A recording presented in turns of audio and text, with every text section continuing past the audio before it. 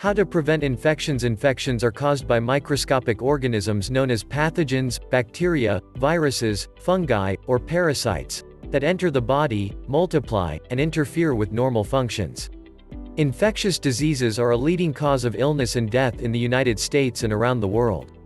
For certain people, particularly those with underlying illnesses like heart disease or cancer, those who have serious injuries, or those who are taking medications that weaken the immune system, it's more difficult to avoid getting sick with an infection. Living in an affluent country like the United States, the threat we face from deadly viruses, bacteria, and parasites can seem remote, but these infectious microbes are ever present among us, according to Dr. Michael Klompus, writing in the Harvard Medical School Special Health Report Viruses and Disease. Dr. Klompus is an infectious disease specialist at Harvard-affiliated Brigham and Women's Hospital. However, for most healthy people, following a few basic principles can go a long way in helping to prevent infections. Understanding how infections are transmitted can help you avoid getting sick. Not long ago, no one understood that infectious diseases were caused by tiny organisms that moved from person to person.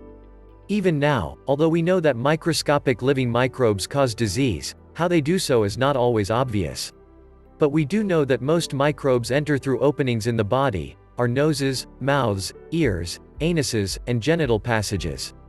They can also be transmitted through our skin through insect or animal bites. The best way to prevent infections is to block pathogens from entering the body. Good hygiene. The primary way to prevent infections. The first line of defense is to keep germs at bay by following good personal hygiene habits. Prevent infection before it begins and avoid spreading it to others with these easy measures. Wash your hands well. You probably wash your hands after using the bathroom, before preparing or eating food, and after gardening or other dirty tasks. You should also wash up after blowing your nose, coughing, or sneezing, feeding or stroking your pet, or visiting or caring for a sick person. Wet your hands thoroughly. Lather up with soap or cleanser, and rub it into the palms and backs of your hands and your wrists. Be sure to clean your fingertips, under your nails and between your fingers. Rinse under running water. Dry your hands and wrists thoroughly. Cover a cough. Cover your mouth and nose with a tissue when you sneeze or cough, then dispose of it. If no tissue is handy, cough or sneeze into your elbow rather than into your hands. Wash and bandage all cuts. Any serious cut or animal or human bite should be examined by a doctor. Do not pick at healing wounds or blemishes, or squeeze pimples. Don't share dishes, glasses, or eating utensils. Avoid direct contact with napkins, tissues, handkerchiefs, or similar items used by others.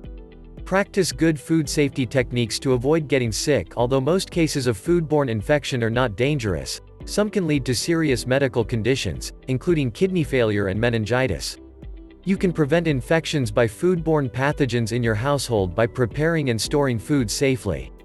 The following precautions will help kill microbes that are present in the food you buy and help you avoid introducing new microbes into your food at home. Rinse all meat, poultry, fish, fruits, and vegetables under running water before cooking or serving them. Wash your hands with soap and water before and after you handle raw meat. Separate raw foods and cooked foods. Don't use the same utensils or cutting boards with cooked meat that were used to prepare the raw meat without washing between uses. Cook foods thoroughly, using a meat thermometer to ensure that whole poultry is cooked to 180 degrees Fahrenheit, roasts and steaks to 145 degrees Fahrenheit, and ground meats to 160 degrees Fahrenheit. Cook fish until it is opaque. Defrost foods only in the refrigerator or in the microwave. Whether you are young or young at heart, getting vaccinated is an essential part of staying healthy. Many serious infections can be prevented by immunization. While vaccines may cause some common side effects, such as a temporarily sore arm or low fever, they are generally safe and effective. Vaccinations are essential if you are to avoid getting sick. Consult your healthcare provider regarding your immunization status. In general, children should receive the recommended childhood vaccinations. Adults should make sure their vaccinations are up to date. When traveling abroad, check with your healthcare provider about additional immunizations. Make sure your pet's vaccinations are up to date, too. In addition to protecting your pet, this will also protect you and your family.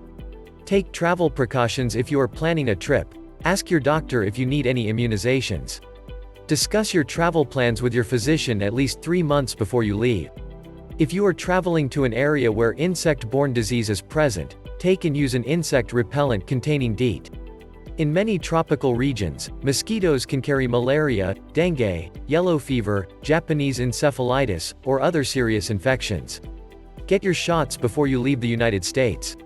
Avoid getting any unnecessary shots, immunizations, or tattoos abroad. Needles and syringes, even the disposable ones, are reused in some parts of the world. Do not consume ice while traveling. Freezing does not kill all waterborne infectious microbes. Drink only bottled drinks, such as soft drinks or bottled water, that have secure caps. Be aware that some fruit juices may be made with impure local water. Boil all tap water before drinking or drink only bottled water. Use bottled or boiled water to brush your teeth. Do not eat uncooked vegetables, including lettuce. Do not eat fruit you haven't peeled yourself. Do not consume dairy products, milk may not be pasteurized. How to prevent infections by sexual transmission? The only sure way to prevent sexually transmitted diseases is to not have sexual intercourse or other sexual contact. That's not an option for most people, so the next best choice is to follow these safer sex guidelines.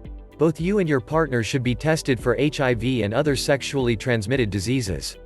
If you do have sex with a new partner, make sure the partner is tested, and take the following precautions. For vaginal sex, use a latex or polyurethane condom or a female condom. For oral sex, use a latex or polyurethane male condom or a female condom. For anal sex, use a latex or polyurethane male condom. Avoiding bug-borne pathogens. Both mosquitoes and ticks are carriers of viruses and bacteria. And both have been associated with serious epidemics in the last decade. While it's true that most mosquitoes in northern climates don't transmit disease, some do. Within 1 decade, West Nile virus has spread throughout the United States and parts of Canada.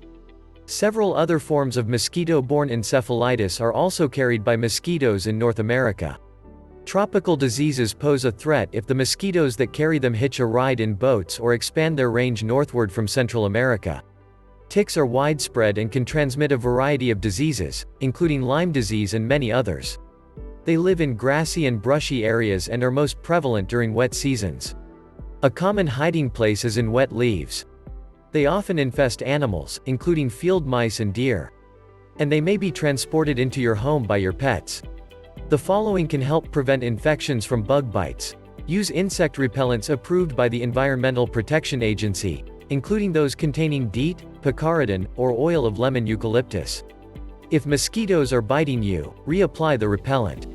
Limit outdoor activity during peak mosquito hours of early morning and evening. Drain any standing water near your home to prevent mosquitoes from breeding. Check your neighborhood and pick up trash, discarded cans, bottles, and other containers that can contain enough water to allow mosquitoes to breed. If you plan to spend time in an area where ticks are common, even your backyard, wear light-colored clothing so ticks can be spotted and removed before they attach.